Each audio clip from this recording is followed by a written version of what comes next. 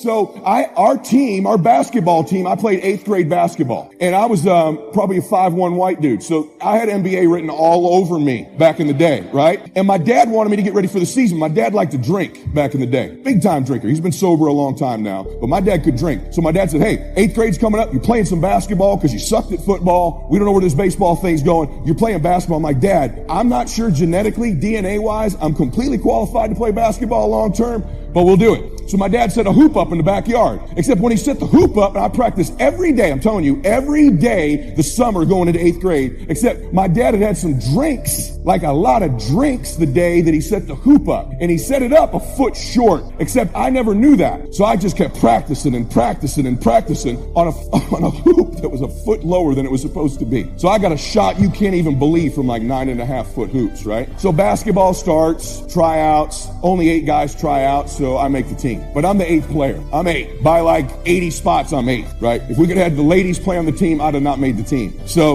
long story short, I don't play the first 6 games. I averaged for the season 0 points and 0 rebounds. Let me explain to you why I averaged 0. I did not score a basket the entire season in 8th grade. We're in the championship game against Lorbeer High School. Strep throat runs through our team. That night, I'm so excited because I get to go to my first baseball camp where there's going to be my mom and dad scrimped and saved, and we're going to send me to a baseball camp. First baseball camp in my life. That was my love. That was my sport. And my dad had saved, so all I wanted to do was go to baseball camp. And I went to school that day because I knew if I didn't go to school, my dad wouldn't let me go to baseball camp. And I also that day, I was so excited about it. I'm embarrassed to tell you this, but I was worried about playing baseball. Don't worry about this image. But I was worried that I didn't know how to put my jock strap on correctly. So I went to school that day because baseball camp, my dad wasn't going to make it home from work. So I had my dad show me how to put the jock. So I have no underwear on. I'm wearing a literal jock strap like our chaps with your butt cheeks hanging out the back. If you ladies don't know what I'm talking about, okay? So it's like not a pretty thing. I wore that under my school clothes that day because of the baseball camp. Anyway, 6th period comes along. It's PE. I don't go to PE because I got strep throat. And my dad calls the school. He says, hey, your mom's telling me you're skipping a basketball game. It's the championship. I'm like, well, Dad, I got strep throat. He goes, you don't get to go to baseball camp if you don't go to the damn finals of the basketball game. The best ability is availability. Can you picture my dad, right? I go, okay, Dad, I'll go. The other 2 guys who are on the team don't go because they got strep. So now there's 5 dudes on the team. Guess who has to play in the championship game? Big guy right here. I put my sweats on. We drive to Lorbeer High School. Packed house. Our school, their school, cheerleaders, the band. I haven't scored all year. I never even really play. Everybody takes off their jumpsuits. I take off my jumpsuit, run out, get into the layup line. I'm in the layup line. It's a little chilly, but I'm still in the layup line. I run in the layup line. I run through, I get my first pass. Boom, brick the first layup. I'm running by, I'm hearing everybody laughing. And then my guys are like, oh my God, Eddie! And I'm like, what's up? And I look down and I have my shirt on my children, my shirt on and my jock strap and tennis shoes and socks. That's what I'm wearing. In the layup line. Dead true story. Picture that. Shoes, socks, jock strap, tank top. Brick the first layup. And it was like, what? And I can hear the whole, wow! Everyone's, look at this guy! Oh my God! And so I literally, Coach Lindsay, Ed Lindsay, get over here. And we run. And the whole team makes a circle around me. They're like, find him some shorts. Who's got some shorts? They find some shorts in the bag, and I put the damn shorts on. Can you imagine the terror of a little boy? The whole school saw it. The whole Chaparral Cougar school saw my ass in a jock strap. So I went the whole game, scored 0 points. I got fouled with 2 seconds left in the game. We're down by 1. I got 2 free throws. I can't get my damn mind off the jockstrap horror film that took place about an hour ago. So on top of the jockstrap, I airball the first free throw, and I brick the second one, and we lose the junior high championship on top of it. It was a bad day, man. It was a bad day, right? It's like something you would dream about that would literally actually never happen. To this day, you guys, I have nightmares when I'm at the gym. I always check. I always look down. I swear to you. Middle of workouts, I'm like, okay, all right, got it. I'm always afraid. Why do I tell you that story? Because I'm about to tell you something that's going to change your life. That night I went to baseball camp. The worst day of my life became one of the best days of my life. People ask me all the time, how do you think you became sort of a relatively confident guy with this great upbringing you had? Because I had a strong dad. And every time in my life that's come along, when there's a mentor that showed up, someone better than me that's ahead, God put him in my life and I took advantage of it. Whether that was Rich Thawley or Tony Robbins or various other people in my life. And this one man altered the direction of my life. I'm going to tell you about it. I went to baseball camp that night. night. And it was called Angel Country Baseball Camp. And I used to bat like this, with the bat really flat, like this, kind of just like this. Pitch would come in, boom, the bat was flat. And the reason I did that is my hero for the Angels is a guy named Rod Carew. How many of you know who Rod Carew is? You'll know in a minute if you don't. Rod Carew is a Hall of Fame baseball player. Played the wrong video. Hall of Fame baseball player, one of the greatest hitters of all time. And I'm in the cage, I'm hitting like this. And behind me, I hear a man say, "Who's the little lefty? Who's the little lefty?" And they go, "Oh, that's little Eddie." And I hear him talking, and I hit another one. Line drive up the middle. Line drive up the middle. Now, all I'm thinking about is what had happened to me that day. I'm still wearing the same jock strap, by the way. Okay? Line drive up the middle. Just one of those dream moments, right? And the guy goes, "I like this kid's swing." And I look, and they turn into the batting cage, and guess who's standing there? Rod Carew, number 29. And he goes, "Hey, kid, where'd you learn to hit like that?" I said, "Oh, my God." I said, "I learned by watching you." He goes, "Let's hit a few more." And he stood, the great Rod Carew, stood right there. He goes, "Let's hit a few more." He goes, "I like your swing." He goes, "Flatten the bat out a little bit. Spread your right foot out. Open your toe." I'm going, "That's Rod Carew." And he goes, "You're good. You're really good. I think you could be a great player someday." And he didn't stop at that. He said, "In fact, would you like me to work with you?" I went, "Yes." He goes, "Well, here's what I do. When I'm in town on Tuesday nights, they come over to my cages and I work with about 5, 6 guys just like you. I'd love to work with you. Can you be there next Tuesday?" Yes, sir. I could be there. And for the next 5 years of my life, my baseball mentor, my life mentor became Rod Carew. And I'd sit in the batting cage with Rod.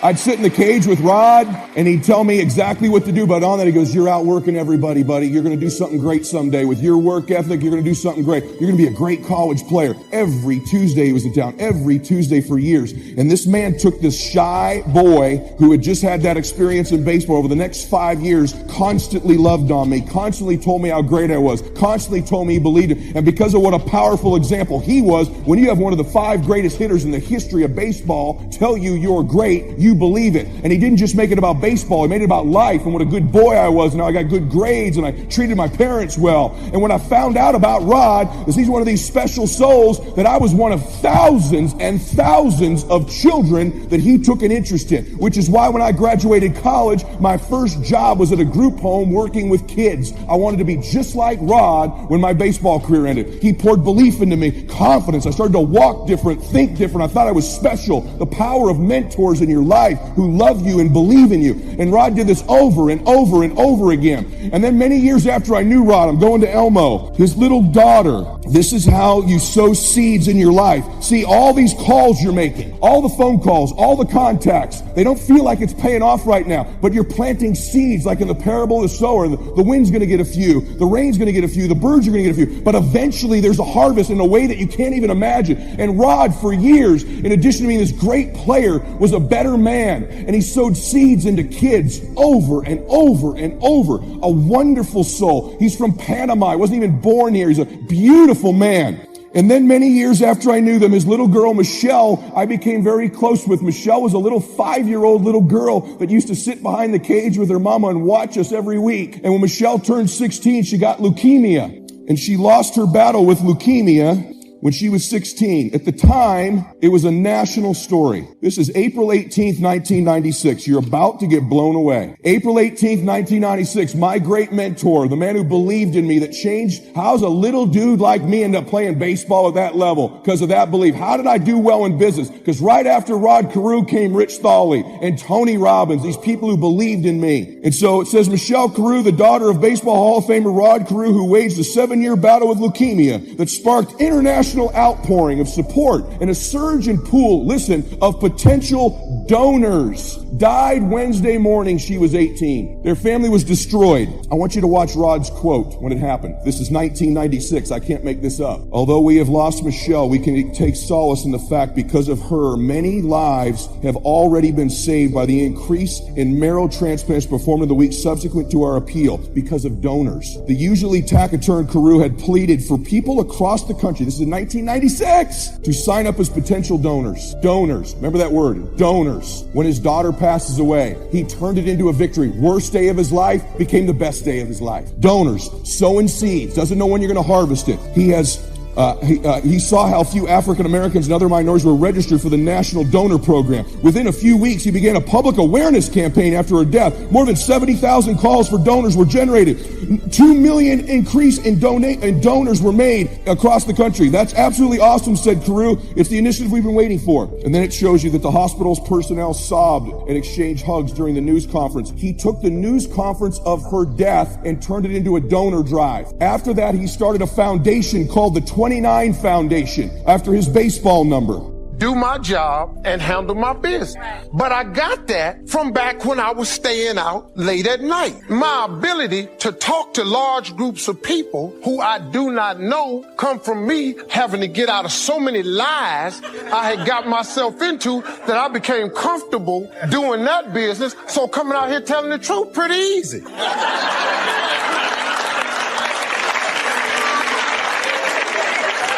The fact that I could fight you at the drop of a dime back then comes in handy because now I'm a Christian, but there's limits to it. So I don't, look, it's only so much I can take. Then after that, you're going to get off of me.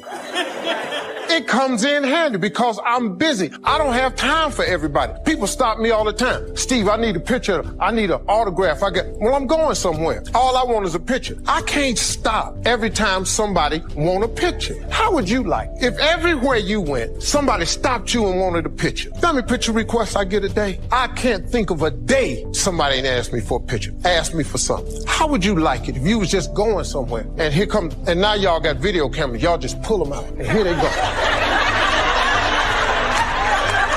Somebody films me every day, and I'm not even aware. I just look over there, and my boy go, man, step behind me. She over there filming. I get that every day. How would you like that? So, being a former fighter, I was in the store the other day. Probably, let me see if I can tell this.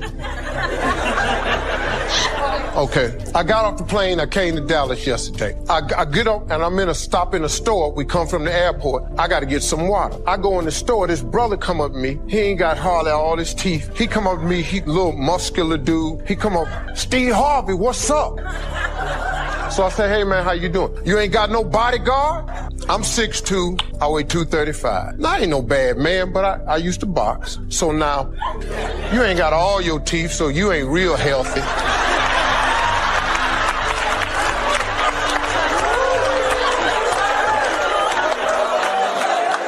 You have a little alcoholic aroma to you. I don't drink, so I figure we good. However this gonna be good. But it's because of what I was that God has changed. Now, it used to be, I just turn around and start swinging, it'd be on and cracking. But now God changed that. But see, what it caused me to realize was I was who I was, but I am who I am, and I'm cool with both of them. So you've got to be willing to stay focused, to be creative, to be relentless, because things are going to happen to you when you're working on your dream, when you get on track. I remember when I first got involved in speaking, one of the main things that speakers like to do is speak to a certain association that they have over 10,000 of their sales reps that come to this convention. And I was relentless. I kept saying, it's possible. It's possible. See, what I wanted to let you know and set you up for, because you say it's possible, don't mean that you're not going to have any problems. That Murphy's Law ain't gonna come and slap you side the head. Oh, Murphy gonna come visit you. He's waiting for some of y'all out in the parking lot. Oh, you say it's possible. Okay, it's possible. You better get up. Well, I was working. I kept saying it's possible. They got other speakers on this program. I can be on that program too. I kept selling myself. I got all fired up. And I was calling them every day. And the lady finally said, Mr. Brown, I tell you what, we want you to come in and talk to our sales executives. You got the kind of fire and guts that they want that will motivate them. And let me tell you something else. We want you to bring your motivational tape. You're going to need at least $50,000 worth of tapes. I said, is that right? Yes, because they want to keep that drive alive. I said, all right. I called the guy to duplicate my tapes. I said, Don, how you doing? This is Les. Let me tell you, I got a major speaking engagement. I said, man, it's a speaker's dream. I need over $50,000 worth of product. He said, Les, you don't have that kind of credit. I said, I know, but Don, I can sell that. Just right after the speaking engagement, I'll give you your money in 4 days. He said, are you sure, Les? I said, yes, but I got a major speaking engagement, and they told me to do it. He said, man, that's a big order. Let me talk with the lady with you. I said, hold on just a minute, man. Call the lady back. Hello, Evelyn, how you doing? This is Les Brown. I got Don on the phone. What did you say? Do I have the speaking engagement? Yes, you do. And what else you suggest? Les, our people, they buy a lot of tapes. Your tapes are very popular among them. I'm saying bring at least $50,000 worth of tapes, Les. You'll sell everything you got and more. I said, did you hear that, Don? He said, yes. I said, now, if anybody else has to make a decision, are you the final person? She said, I'm the final person. I will send you the contract. I want you. I said, you hear that, Don? He said, yes. I said, oh, ye of little faith. I said, duplicate the tapes, man. Hunk the photo.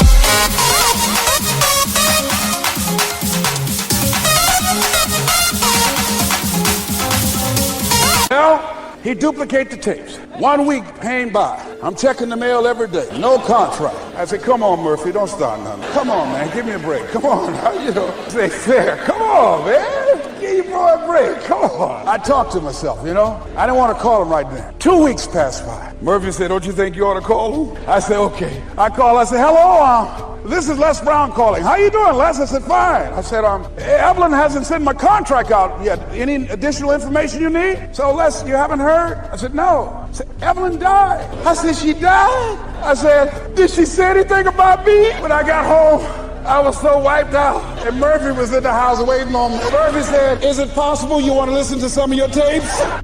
The spiritual part. I'm an amateur on the spiritual side. I do happen to believe that human beings are more than just an advanced life form, an advanced species of the animal kingdom. I do believe humans are a special creation. That's just my personal belief, and I don't ask you to buy it. But here's what I do ask you to buy. If you do believe in spirituality in any manner, here's my best advice. Study it and practice it. Do not neglect your values.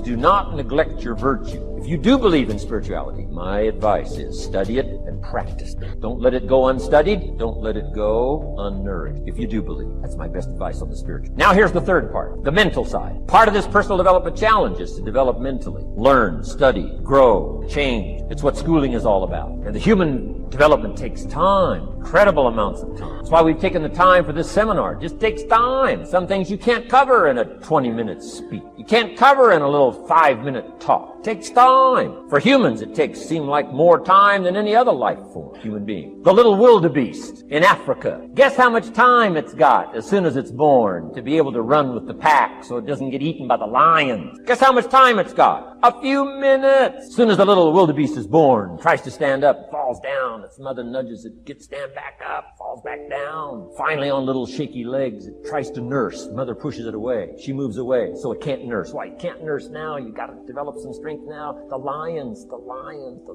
falls down. gets back up, tries to nurse. Mother pushes it away. No, you got to get these legs strong. How much time have we got? Not much time. Mama wildebeest says, not much time. Not hours, not days, minutes. Wow. But the human baby, wow. After 16 years, we're not sure. Unbelievable amount of time it takes.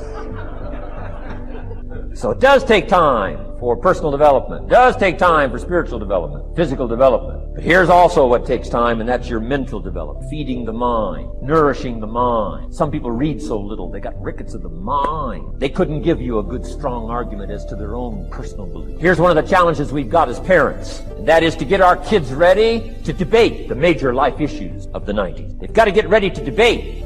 We've spent this last couple of decades debating communism. Communism taught capital belongs in the hands of the state. We've been teaching, no, capital belongs in the hands of the people. Communism taught people are too dumb and stupid to know what to do with capital. You've got to take capital away from all the dumb, stupid people and give it to the all-knowing, all-wise state. And let the state run everything and let the people meekly show up for their work assignment. All glory to the state, communism taught. Kid says, well, is that right? No, all glory to the people. Let the state be the servant of the people, not the people be the servant. Hey. I'm telling you, you got to be able to pick up those ideologies. You got to be able to pick up the philosophy. And here's the next part. You got to be able to defend it. If you can't defend your virtues and if you can't defend your values, I'm telling you, even in the 90s, you'll fall prey to philosophies that are not in your best interest. And we've got to help our teenagers, we've got to help our kids especially to be able to debate the major life issues, the political issues and the social issues and the religious issues and the spiritual issues and the nutritional issues and the economic issues and all of the rest of the issues that are valuable for us to build the kind of equities we want. You got to get yourself ready.